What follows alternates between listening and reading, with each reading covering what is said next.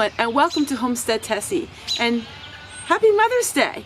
I hope you stay tuned to watch this very special video.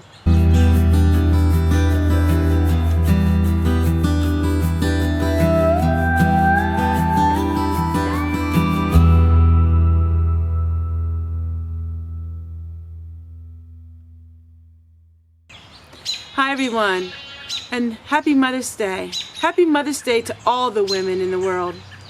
I'm going to share with you something I have never shared with anyone publicly, and I'm going to share with you my story and a tribute to the woman that I've never known and the family I had never had a part of. My story all begins in the beginning of January. Now, this legend was handed down to me, so I'm just going by hearsay and what people have told me.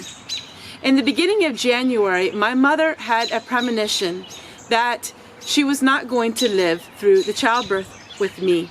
I had the name Teresa picked out before I was born. My mother had two other children, and they were close in age, and I was the third one. And she had cesarean to all three of us. Now, the stories can become a little mixed up because there's so many theories as to why my mother died. But we will go with the death record, and it says, in one sentence, blood clot traveled to the lungs and female passed away.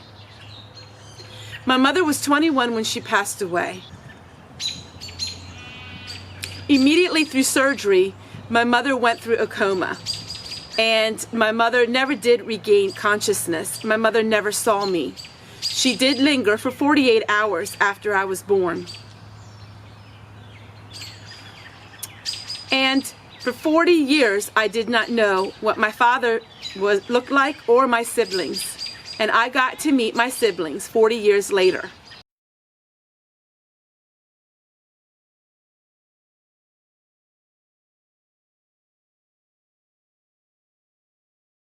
I really enjoyed meeting my siblings and meeting my birth father for the first time as a 40-year-old woman.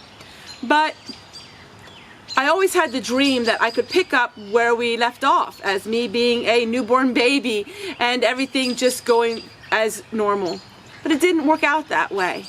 I don't have any hard feelings about it. I was raised totally different than the way they were raised, and we just didn't seem to have that kind of connection. But that's okay, because life is a learning experience, and I was really glad to put a lot of things to rest in my life. It was a pivotal moment in my life where I got to end some chapters, and I got to seek some answers to some questions I had. There's still many questions that I always will have in my life, but that's okay. I still search for someone who's known my mother, who could tell me stories of my mother, but sadly I've never found any. It seemed as if my mother came on this earth for a few short years as a vapor and passed away. And that is what the saddest part of it all is. It seems like my mother lived a life and there's no record of her anywhere. There's no record of her life. But I realized one thing. For most part of my childhood and my early adolescence and my young married life, I had survivor's guilt. I felt guilty because my birth is what brought my mother's death. And it's only in these last recent years that I realized that I should not have survivor's guilt, but I have happiness and blessing. And I'm thankful for the life that I was given. I also want to live my life through the eyes of my mother, who never got to live it. My mother never got to live a full, abundant life. My mother had a very sad and difficult childhood. My mother had a very sad life. But through my eyes, I am living a life where she didn't live. I'm doing all of the things that I very much enjoy in life, and embracing friendships and creating a large family. Birth brought on sadness and death. I celebrate my birth and celebrate my life and celebrate the life that was given to me. And I celebrate the mother that I've never met. And I celebrate the family that I was never a part of, because it's all of them that helped create who I am.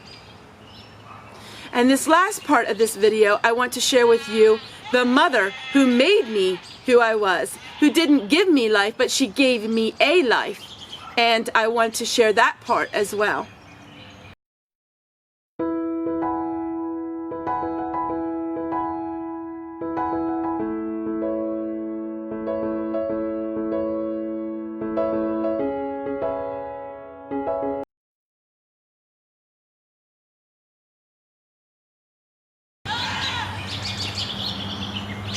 I want to thank you all so much for watching this video. And although my mother now has dementia, there's still a life in her, and she has a life to give. Whether it's just a smile to her loving daughter Tessie, or maybe it is a tear that was shed. The last time that I spoke to my mother was when you saw the video a few weeks ago. I held my mother's hand and I told my mother we were alone in a little corner of the room. My daddy had gone to the bathroom, and so it was just me and my mother.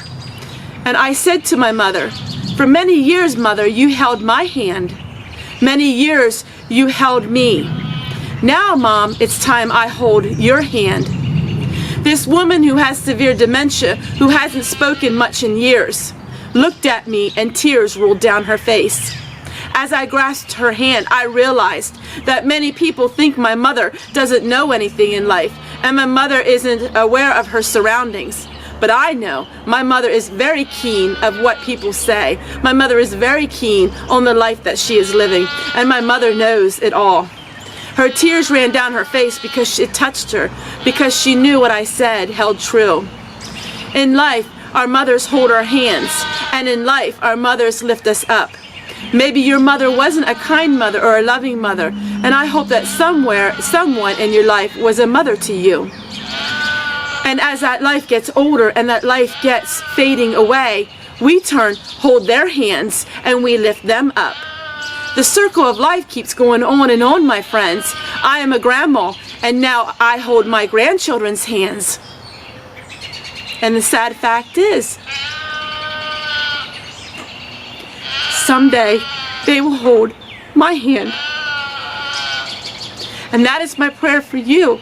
When you get older and your life starts to fade away, that someone will be there to hold your hand, just like I hold my mama's. Take care, everyone, and we'll see you guys tomorrow.